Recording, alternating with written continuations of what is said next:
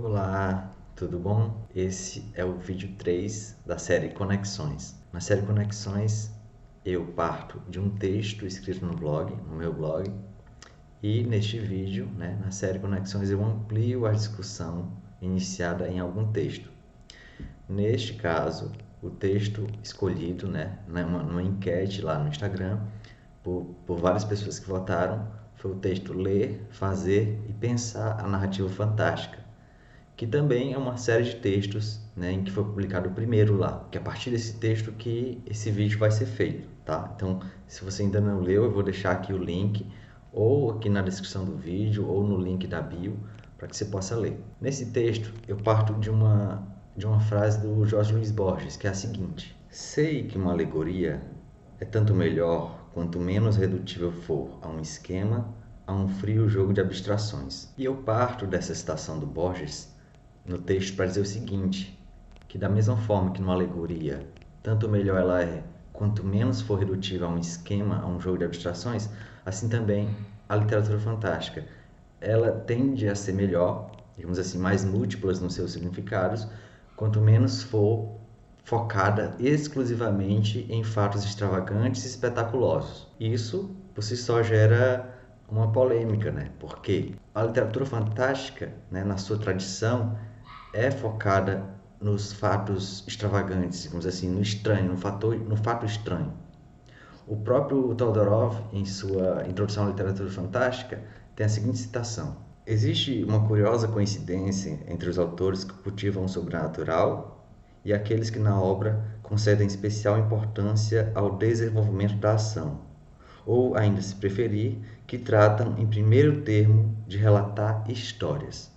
Quer dizer, há mesmo, se a gente observar a literatura fantástica de modo geral, sejam contos ou romances, e nos seus mais diversos subgêneros, da ficção científica à fantasia medieval, o foco tende a ser na ação, no desenvolvimento da trama, em detrimento, digamos assim, ao foco dado nos personagens.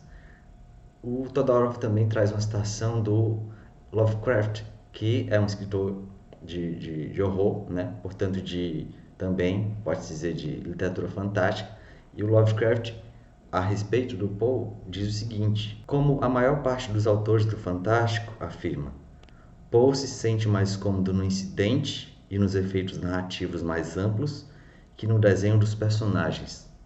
Então há realmente essa tendência na literatura fantástica, tradicionalmente, de mostrar um fato estranho, extravagante, que seja ela sobrenatural ou racionalmente explicada, Enfim, então, mas o foco, de algum modo, é dado sempre a esse fato estranho. O próprio Ítalo Calvino, na introdução do livro Contos Fantásticos do século XIX, fala que o fato espetaculoso, em outras palavras, ele diz isso: o fato espetaculoso é próprio do fantástico, do gênero fantástico. Então, realmente, e isso chama muita atenção dos leitores, dos espectadores, se a gente falar de filmes e séries que abordam, que vão por esse lado, do fantástico. E não é à toa, que isso acontece. Seja o fato estranho explicado racionalmente, seja ele sobrenatural, ou seja ele fantasticamente puro, digamos assim, que gera uma dúvida se é racionalmente ou não explicável, quer dizer, o próprio inexplicável gera interesse, é atrativo para o leitor e para o espectador.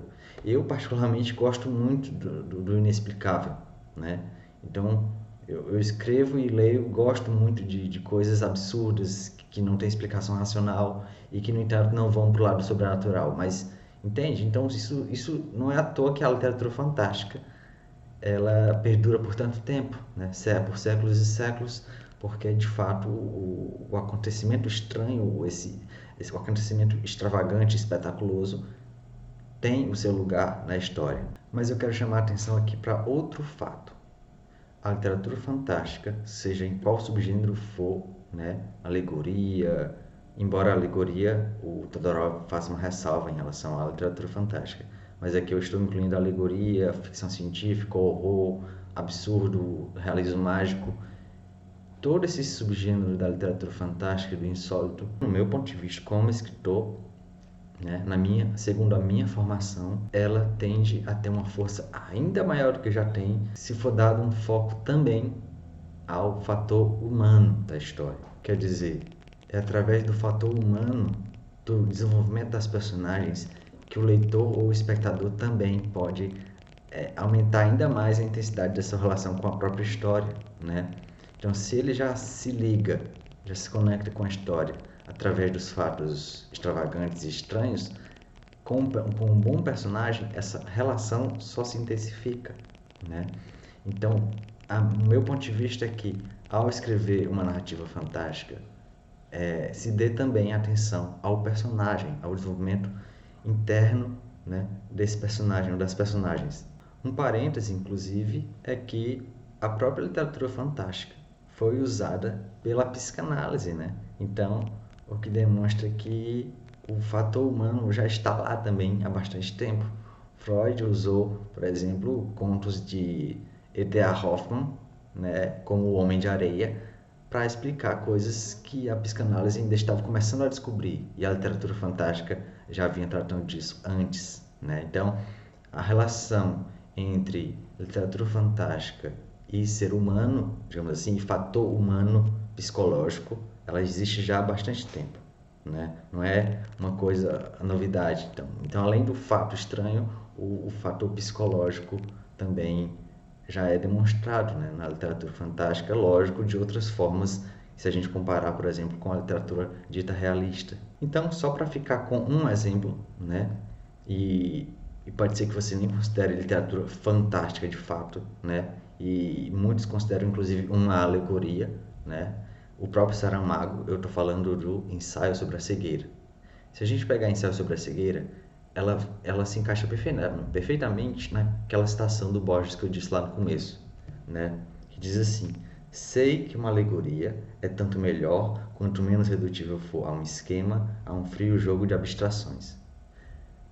O Ensaio sobre a Cegueira, por mais que seja por mais que toda a trama e todo o enredo seja desenvolvido segundo uma alegoria, a gente não para na alegoria. O leitor não consegue parar na alegoria porque ele se prende aos personagens. Os personagens são reais, digamos assim, né? Então, os personagens ganham vida própria.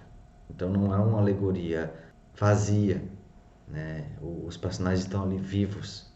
Então, é nesse sentido que eu quero chamar a atenção aqui nesse vídeo, né? Para o fator humano nas histórias fantásticas.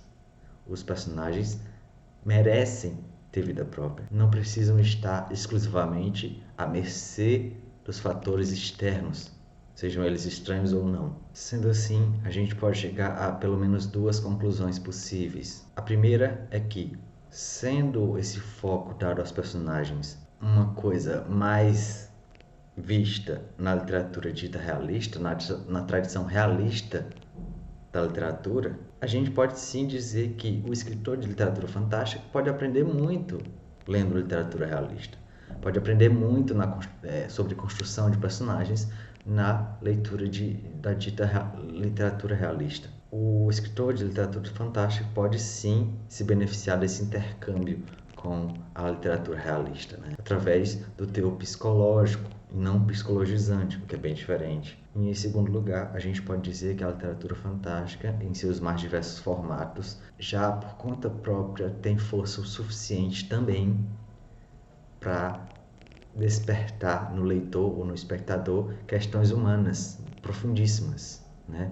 Então, por mais que seja uma tendência da literatura fantástica não dar foco especialmente ao personagem, ela por si só já tem uma força tremenda de despertar questões sociais, filosóficas, históricas tremendas, né? Então, é isso, pessoal. Espero que tenham gostado. Até o próximo Conexões e acompanhe o blog.